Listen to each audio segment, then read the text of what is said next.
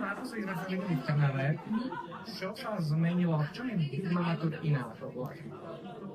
Už som pik. Tak kedy prišiel ten impuls, že si máme ešte takúto tu? Ešte ale for. Ja už som vlastne bola tehotná minule. Keď sa rozprávali, no. Aj Galo bol u mňa? Aj on, no on nebol tehotný, ale bol. Ale on to môže zobrať. Áno. No a kedy prišiel ten impuls, že správame aj takúto tu?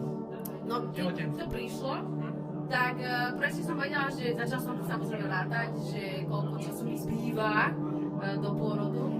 A vyrátala som, že to vychádza na maj, že by som mala rodiť a bolo mi jasné, že keď porodím, budem musieť mať nejakú pauzu, aby som sa dala dokopy, vieš, aby som sa dala dokopy a aby som zabehla svoj nový život.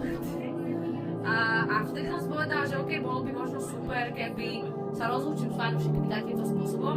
Aj keď vlastne iba 4 mesiace by som si chcela dať pauzu, alebo tak 4-5 mesiacov a potom by som chcela znova začať koncertovať, takže vlastne, no ale povedala som si, že asi, že neviem, cítim sa dobre, takže aj to je asi taký spúšťač toho, že som si povedala, že prečo nie, vieš, že...